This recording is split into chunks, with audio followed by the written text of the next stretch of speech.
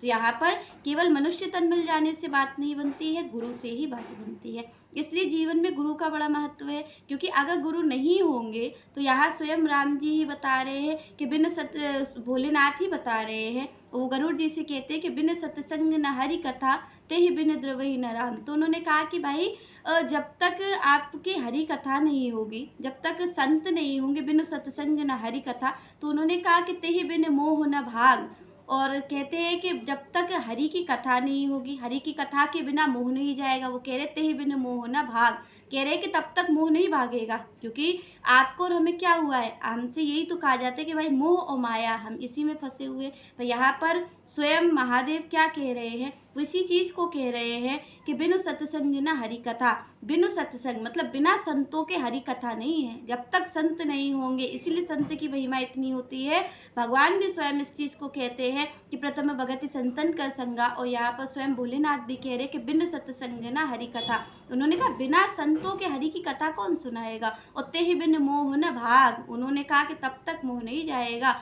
वो कहते हैं कि भाई मोह को अगर भगाना है तो कौन है, वो हरि की कथा है। वो हरि की कथा कहाँ से मिलती है, हरि की कथा मिलती है केवल और केवल सत्संग से। आपको संत ही सुनाएंगे, भगवान तक पहुँचाने का जो मार्ग जानते हैं वो संत ही जानते हैं। आपको धन कैसे कमाना है ये भी आपको कोई भी बता देगा संसार का व्यक्ति।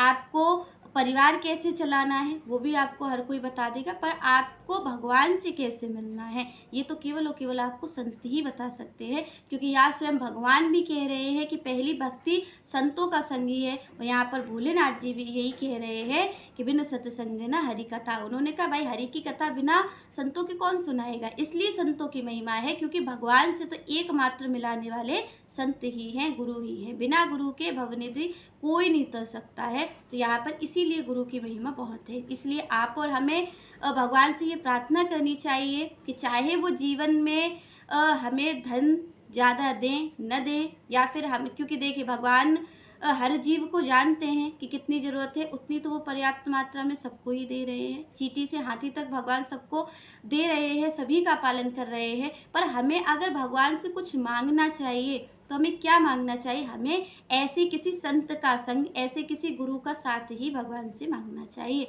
क्योंकि यहाँ पर स्वयं भोलेनाथ भी यही मांगते हैं, भगवान से यही मांगते हैं कि भक्ति सदा सत्संग। क्योंकि यहाँ पर भोलेनाथ भी स्वयं भगवान से यही मांग रहे हैं कि बार बार वर मांग हूँ हरिस देव श्री रंग, और पद सरोज अन पायनी भक्ति सदा सत्संग। यहाँ पर भोलेनाथ ने भी कहा श्री राम जी से कि आप हमें संतों का संग दीजिए। ये है संत संग की महिमा। संतों का संग मिलना बड़ा दुर्लभ है, क्योंकि आपको बहुत सारा धन भी भगवान दे सकते हैं। क्योंकि जो आप और हम कहते हैं ना कि भगवान की कृपा है, भगवान की कृपा है, भगवान की कृपा क्या होती है, भगवान की कृपा होती है संतों का संग। जब आपको संतों का संग मिल जाए, जब आपको सत्संग मिल जाए, तब आप जानिए भगवान की कृपा है। क्योंकि भगवान संतों का संग उसी को देते हैं जिसको वो अपना करना चाहते हैं कि ये जीव मेरे मार्ग पर चले, ये जीव मेरी प्राप्ति करे। क्योंकि आप जानते हैं कि कौन है, आखिर आपको गुरु से, संतों से कौन मिलाएगा, वो स्वयं भगवान ही मिलाते हैं। पहले भगवान ही गुरु से परिचय करवाते हैं, फिर आप और हम जो भगवान को केवल इतना जानते हैं कि ये पैसे मांगने का साधन है, केवल ये मेरी पूर्ति का साधन है, तब उसी मनुष्य को पता चलता है कि भगवान से मिलने पर क्या होता है। भगवान से मिलने पर ही ये दुख आलय जो होता है ये सुख में बदलता है। क्योंकि आप और हम देखते हैं कि भगवान स्वयं कहते हैं कि ये जो दुख आलय है, ये संसार कैसा है, ये दुखालय के समान है, ये दुख देने वाला ही है। पर यहाँ पर आप देखेंगे कि भक्त हैं, संत जन हैं, वो यहाँ पर आनंद से रहते हैं। तो वो आनंद की जो अनुभूति है वो कौन करवाने वाला है, वो संत ही करवाने वाले हैं।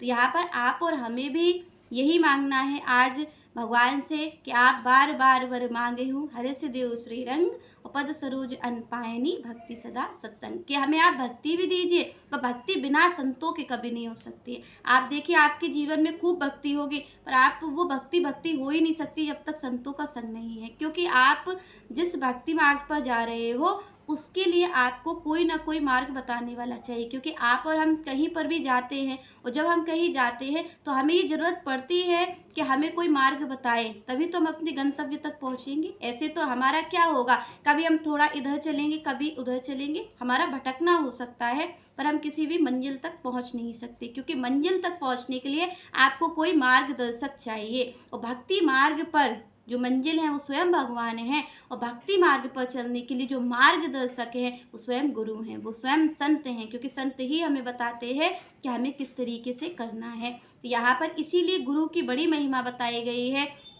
गुरु बिल्कुल भगवान के ही समान है, क्योंकि कहा जाता है गुरुर ब्रह्मा गुरुर विष्णु गुरुर देवो महेश्वरा और गुरुर साक्षात परम ब्रह्म तस्मै श्री गुरुवे नमः। तो यहाँ पर कहा जाता है कि गुरु कौन है, साक्षात परम ब्रह्म है। उन्हें हमेशा भगवान के ही समान समझना चाहिए कि गुरु भगवान के ही समान हैं, क्योंकि वो हमें भगवान तक जाने का रास्ता दे रहे हैं, भगवान तक जाने का मार्ग दे रहे हैं। तो ये जो जीवन मिला है इसे केवल और केवल ये श्री कृष्ण को पाने के लिए ही मिला है। और श्री कृष्ण को अगर आपको कोई प्राप्त करा सकता है वो ये संत हैं, इन संतों का आशीर्वाद है, उनकी कृपा है। और ये संत भी आपको सहज नहीं मिल सकते, जब श्री हरि स्वयं कृपा करते हैं किसी को अपना करने के लिए, तभी वो संतों से मिलवाते हैं। तो आप और हम जब भगवान से प्रार्थना करेंगे कि वो हमें कोई समर्थ संत से मिलाएं जिससे कि आपका और हमारा भी कल्याण हो, तो भगवान हमारी जरूर सुनेंगे। तो आज गुरु पूर्णिमा है, इसलिए सारे संतों को, सारे भक्तों को आप और हम सब प्रणाम करें, जिससे कि हमें भी उनकी कृपा प्राप्त हो।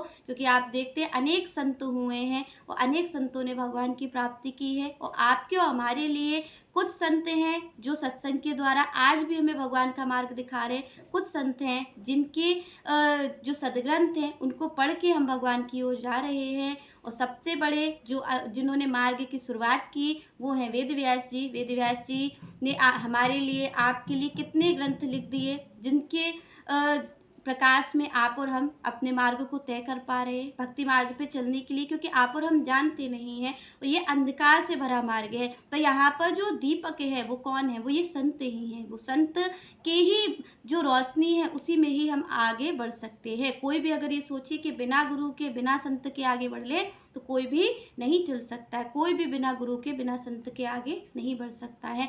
तो ये जो सदग्रंथ लिखे हैं ये हमारा मार्गदर्शन करते हैं, स्वयं सत्संग के द्वारा हमारा मार्गदर्शन होता है। तो सारे गुरुओं को, सारे संतों को, श्री वेद व्यास जी को प्रणाम करते हुए और सबका धन्यवाद करेंगे, और भगवान से प्रार्थना करेंगे कि हमें भी वो अपनी भक्ति में आगे बढ़ाएं, और जिससे कि हमें भी किसी सदगुरु की और सामर्थ्य किसी संत की प्राप्ति हो। चलिए नेक्स्ट चर्चा हम नेक्स्ट वीडियो में करेंगे। तब तक के लिए जय श्री राधे, जय श्री कृष्ण।